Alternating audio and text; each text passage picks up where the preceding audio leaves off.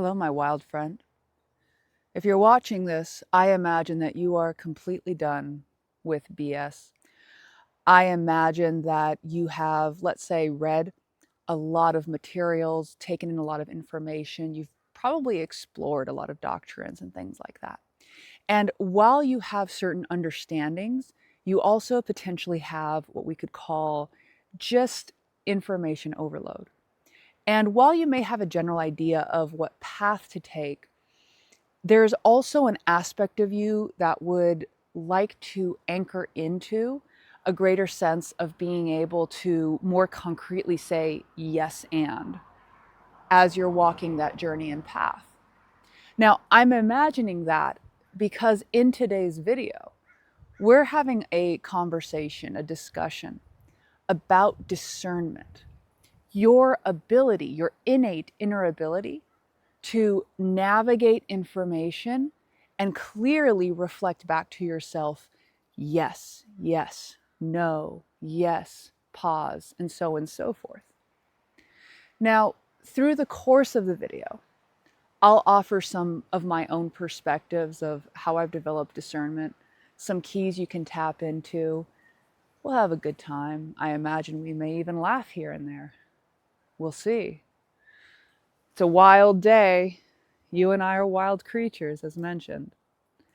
I'm Danielle Lynn, and I imagine we've had conversations before in one form or another. I enjoy talking with very deliberate creators such as yourself, which is how I imagine you to be. And so, in our topic of discernment today, I'm going to begin with a few keys that I find, at least for myself, are essential in cultivating your discernment. For this, I'm going to pick up my magical notebook, of which I've jotted down a few notes for us. Ready for the list? So, how to discern, let's say, your true voice from an ego voice. First, there is a willingness to be transparent with yourself. What I mean by transparent with yourself is you are willing to hear the core truths, the beautiful things, the ugly things, the things in between. And now look, beautiful and ugly, those are descriptors. I'm giving them as parameters of a range. When we're going through our human experience, we sometimes discover that we may have built up a certain level of cognitive dissonance within ourselves is in order to help ourselves feel better or to believe, let's say, in half-truth. Because if we faced what was challenging to face, it might be uncomfortable. So one of the first steps in discernment is essentially the transparency, which is also going hand in hand with a willingness to feel the discomfort of facing and experiencing what you might see in that transparency. It's like looking at yourself without clothes, without any shields on. What happens when you simply view yourself as you are? Which is one of the next steps, which is willingness to see what is what beyond over-assessing or under-assessing. Sometimes when we're in a deep place of lack, we actually push down what we are in our gifts because we have discomfort in receiving praise. Now, all of these things can be tied into shadow work. A lot of what shadow work assists us with is the ability to be transparent, the ability to have capacity and resilience in facing what was once unfaceable, in moving beyond shame and blame into moving into observation, acceptance, curiosity. There is less of a need to project outwards in order to uphold an inward facade. So therefore, when we have challenges with clarity in the world around us, that could potentially point to an inner unexamined thought or attachment or way of being that some part of us is afraid to examine because under examination may bring us once again to discomfort, to revealing that something we thought was true might have just been an illusion. And then it's up to us to reconcile what comes with that illusion. All right. So next, curiosity, beingness, stillness. All these things could be seen as tools of shadow work. These are attributes, ways of being that assist us in simply facing and receiving information without, once again, immediately needing to either absorb it in ourselves or push it away from ourselves. We're able to then be in the presence of any kind of information we find, and it will allow us to see it with as clear of a perspective and view as possible, which will then allow for the most clear insights on what the current step is. All right. Grounding in the now. So this also goes hand in hand with things. When we're over involved in dreading the past or feeling pain about the past, or we're worried about what this means for the future, we are missing the opportunity for connecting to the possibilities in the present moment. And since we only ever act in the present moment, on the present moment, and opportunities are only ever available in the present moment, by being, let's say, in one's head about the past or the future, because you can only be in your head about the past and the future, because the heart lives in the present, the mind is the one that conceptualizes time.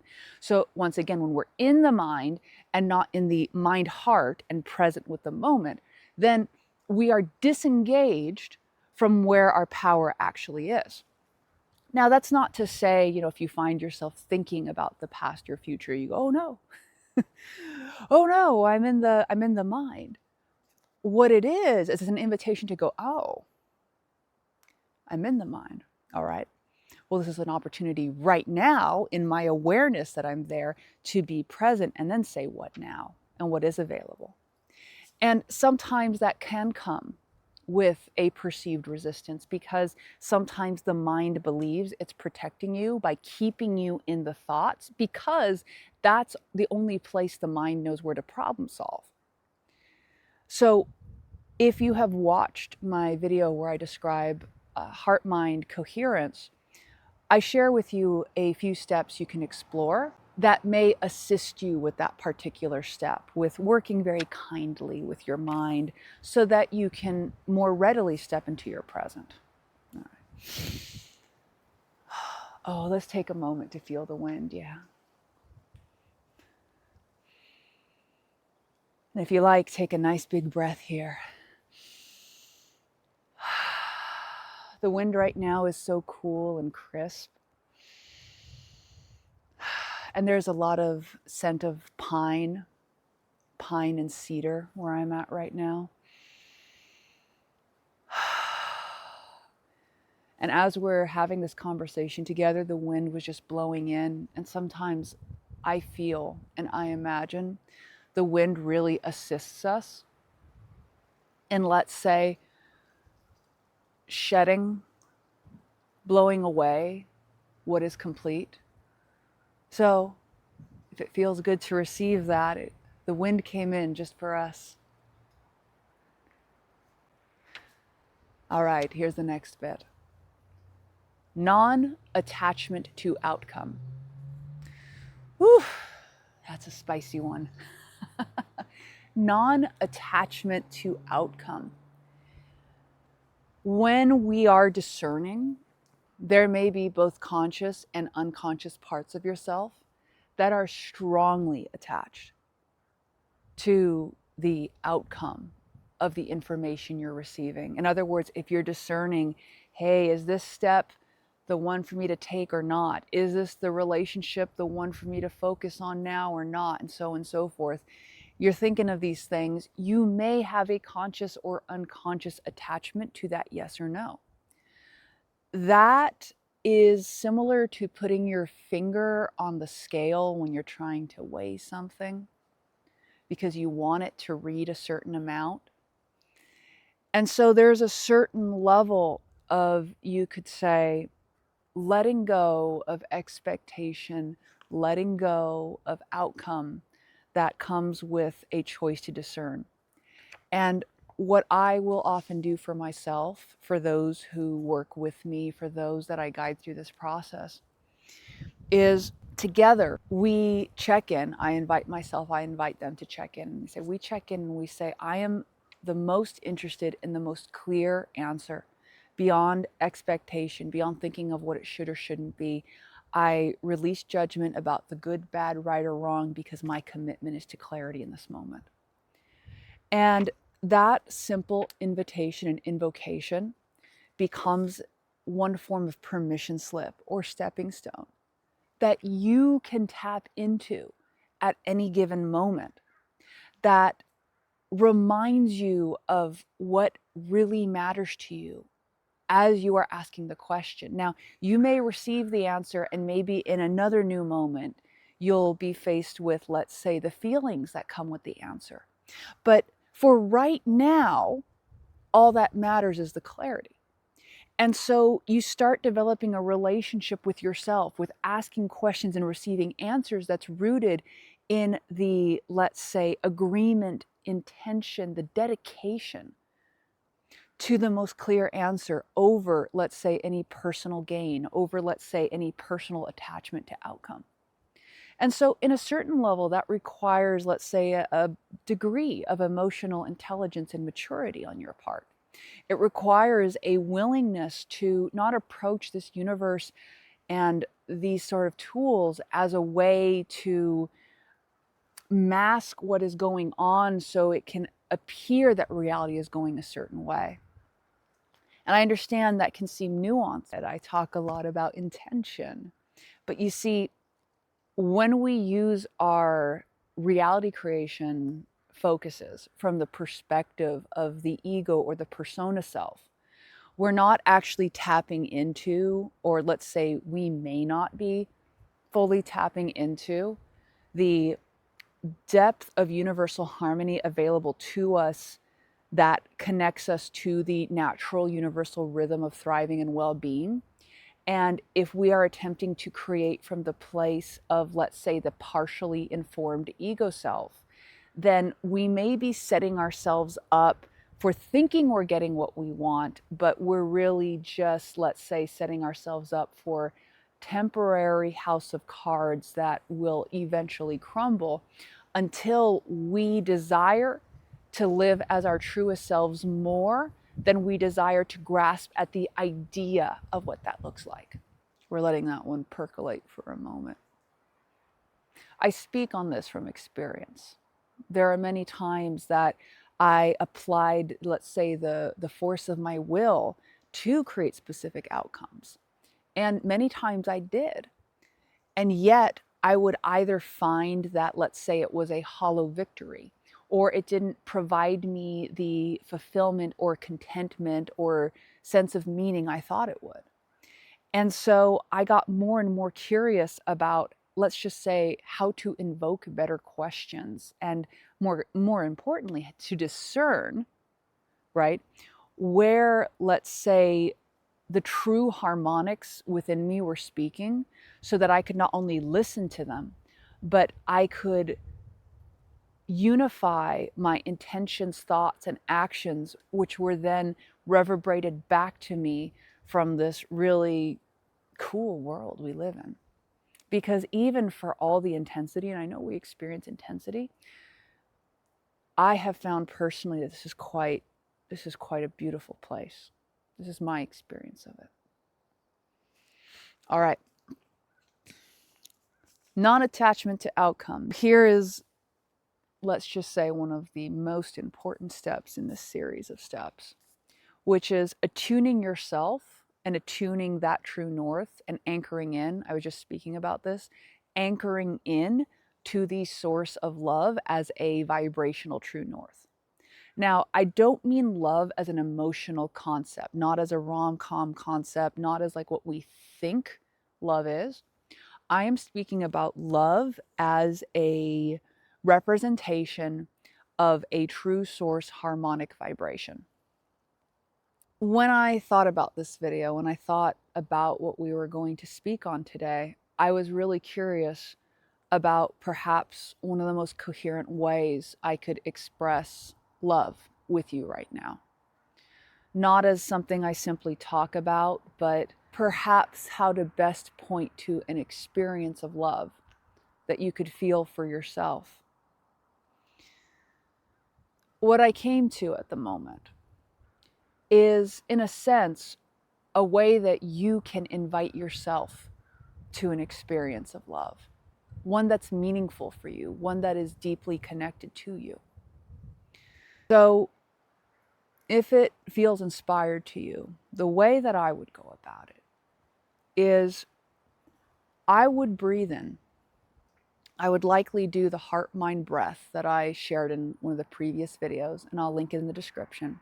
And in the same way that I mentioned earlier in this video that we invoke or invite clarity, the way I would say it is, more than anything else, I am requesting and inviting the most clear, most coherent, direct experience of love that I am able to receive in this moment, so I may better and better understand it and attune with myself and this world around me. So what I just shared with you here, I would invite you, if it's resonant to you, if it's coherent to you, to say that in your own way, but not just say it, to feel it, because it is that kind of energy that I find this reality responds to. It's not just our spoken words, it's not just our thoughts. It is an actual energetic presence of invocation. And we don't ask from a place that we're going to receive it somewhere outside of us. We're invoking it from within ourselves as a call that we are giving ourselves permission to experience from the inside out. And so when you are inviting, let's say, this direct experience from the source within you, you at the same time release expectations of how, when, and where it will come to you. You simply know that you have put this invocation through from within yourself, and then you understand, with, let's say, your heart open and curious, that now you get to connect with it in the most clear and coherent way possible for you from this place forward, should you choose to allow yourself to receive that. And so the combination of, let's say, these items can point to some of the keys of discernment. And you can apply this to anything within, and you can apply this to situations that you are experiencing around you as you adhere to these principles. I have found it highly accurate in navigating my life. And not from a place of judging things as good or bad or right or wrong, but simply, is this a yes for me right now or a no for me right now, considering that I am attuning from a place of my highest coherence, that I am inviting myself to tell me the yes and no, not from, let's say, a temporary facade place, but from the core of my being that considers everything I am, everything I could ever want or need or dream or not dream of, things that haven't even emerged yet. I am trusting from a deep level, and trust could be seen as synonymous with love. That love, that trust, core love within myself becomes then the beacon from which all of my decision and discernment can pivot through this world with. And so then it doesn't matter what shifts or changes around, because within there is this guiding presence, and that guiding presence is the root source that I perceive as interconnected within us all. And it's not something that I'm saying anyone has to believe in. It is something that I have directly experienced and applied in my life to a very resonant effect. And I share because I feel inspired to share. And I imagine you listen because you're inspired to listen. And if it does resonate, then these are some of the steps and some of the ways you can play with in your own life to explore and experiment that for yourself, and to apply it in all kinds of fantastical and practical ways and everything else in between.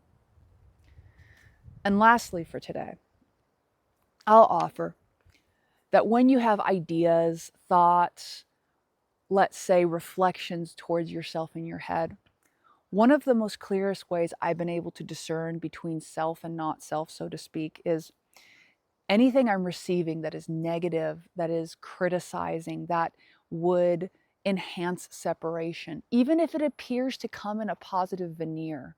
And one that I'll point out is this topic where we sometimes hear, like, a chosen one, like, you're a chosen one, you're a spiritually aware one. from a very subtle level, you could look at that as covering a seed of separation, because a chosen one implies a not chosen one. And from my perspective, we are, let's say, more representative of neurons in a brain on this planet of Earth that are all interconnected and working both individually and simultaneously together than, let's say, here's the chosen and the not chosen. I invite you to consider that. I invite you to consider, if you do, let's say, resonate with the idea of being chosen, then from a certain level, we're all chosen, or we're choosing ourselves, or we're choosing love, or love is choosing us, and then it's universal. So, if something inspires feelings of separation within, it's an invitation to curiosity to see where that, let's say, originating story of separation might be coming from. And it's an invitation for discernment. When stories of, let's say, acceptance, yes, and come in, maybe an invitation to see, does that resonate? Is that resonating from my core self? In all cases, my friend, I appreciate our conversation. As always, if you feel inspired to dive deeper into this material, I am cultivating more and more experiences in the Self Alchemy Lab at this time. We have a full classroom of, let's say, self guided materials, and then some of the ambassadors in the lab will actually host workshops as well. And I myself will do experiences and guided experiences.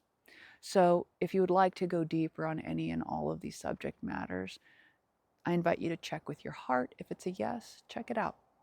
And in all cases, I appreciate you and I look forward to our next conversation.